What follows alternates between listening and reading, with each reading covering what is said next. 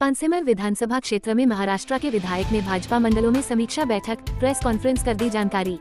पानसेमर विधानसभा में महाराष्ट्र के शहादा क्षेत्र के विधायक राजेश पाडवी द्वारा करीब 7 दिनों तक पलसूद, निवाली, खेतिया और पानसेमर में भाजपा की निर्धारित नीति के अनुसार संभावित उम्मीदवारों की जानकारी एकत्रित की, जिसके बाद उन्होंने पानसेमर विधानसभा चुनाव के भाजपा कार्यालय पर प्रेस कॉन्फ्रेंस कर चुनावों से जुड़े प्रश्नों के जवाब दिए, जिसमें चुनावी एजेंडों, जयस संगठन के वर्चस्व सहित शासन की योजनाओं और पार्टी की गुटबाजी पर उनके विचार रखे।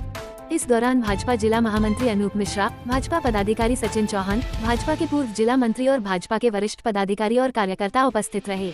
पानसेमर एमपी जनक्रांति न्यूज से संदीप पाटिल की रिपोर्ट।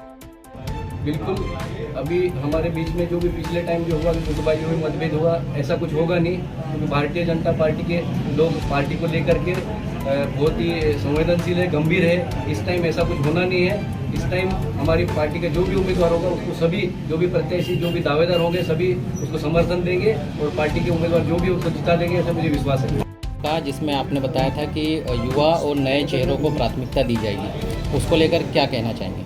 देखो, ऐसा है कि परिवर्तन सभी को चाहिए, सभी जगह बदलाव सभी जगह चाहिए, और मोदी जी के एजेंडे में है कि युवाओं को वहाँ पे जो भी चांस दिया जाए, ऐसा है। इसी कारण कुछ भी हो सकता है, लेकिन वो सब पार्टी तय करेगी। सर, वर्तमान चुनाव में विधानसभा में ऐसे बोला जाता है कि गुटबाजी हुई, मतभेद हुए, इसी कारण हम यहाँ की सीट हारे। इस बार ऐसा कुछ होगा नहीं। जो भी हमें जानकारी हासिल हुई है वो हमें राष्ट्रीय कार्यकारिणी को, राज्य कार्यकारिणी को हम बता देंगे, ताकि हमारे बीच के किसी को भी यहाँ पे प्रत्याशी के रूप में उम्मीदवारी मिले। और ऐसा लगता नहीं कि हम लोग यहाँ से हारेंगे, क्योंकि सरकार तो हमारी बनने वाली है। मध्य प्रदेश में भारतीय जनता पार्टी की सरकार बनने वाली है। अगर यहाँ से कांग्रेस जीतती है तो यहाँ लोगों का कुछ काम होने वाला है नहीं, क्योंकि पिछले 5 सालों में लोगों ने देखा है। अगर हमारी पार्टी का यहाँ बीजेपी यहाँ से जीतती है तो जो भी विकास काम है, जो भी काम है, यहाँ के सभी कार्यकर्ता भी काम होंगे और ये क्षेत्र का विकास भी होगा। ये चुनाव हमारे आने वाले लोकसभा चुनाव को मद्देनजर रखते हुए ये चुनाव हमारे लिए बहुत ही महत्वपूर्ण है। इस चुनाव में जहाँ पर ट्राइबल क्षेत्रों में पिछले विधानसभा में हमें ट्राइबल काफ़ी सारी सीटें हमारी हार चुके हैं, इससे मद्देनजर रखते हुए अभी आने वाले चुनाव में जो भी ट्राइबल क्षेत्र में है, जो भी हमारे यशस्वी पंतप्रधान मोदी जी और मध्य प्रदेश के आदरणीय मुख्यमंत्री महोदय शिवराज सिंह चौहान साहब ने जो भी योजनाएं ट्राइबल क्षेत्रों में, सभी क्षेत्रों में जो भी योजनाएं लाई है, वो योजनाओं को ले करके हमें जमीन स्तर पर के जा करके वो योजनाओं के बारे में बता के आने वाले चुनाव में हमें ये विधानसभा जीतनी है। सर, जैसा का जो वर्चस्व बढ़ते जा रहा है उसको लेकर कुछ कहेंगे? जैस का वर्चस्व मुझे तो पानसेमर या फिर खेतिया तरफ तो दिखाई दिया नहीं। दिवाली के आगे थोड़ा बहुत वर्चस्व है उनका, लेकिन फिर भी पिछले चुनाव में उन्होंने कांग्रेस को समर्थन दिया था।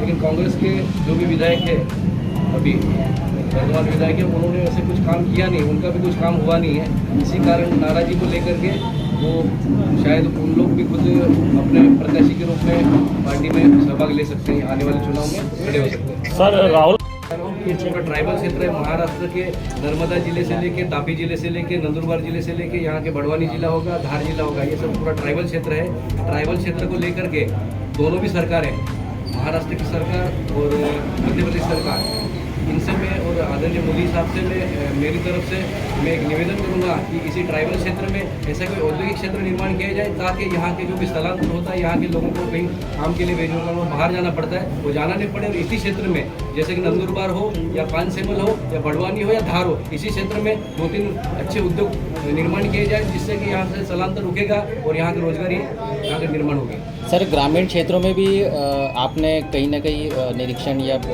दौरा किया होगा, वहाँ के आमजनों को कोई समस्या या जनप्रतिनिधियों ने कोई समस्या आपको बताई? जी, बहुत सारी समस्याएं हैं, ताकि उनका जो भी है कि हम जमीन स्तर के कार्यकर्ता है। हमारा अभी पिछले जो 5 साल में जैसे कि कांग्रेस की यहाँ पे विधायक रही है, उसमें कोई भी काम हुआ नहीं है। आने वाले समय में अगर भारतीय जनता पार्टी का उम्मीदवार चुन के आता है तो हमारे जो भी काम रुके हुए विकास काम के वो काम होने चाहिए, ऐसी उनकी मांग है।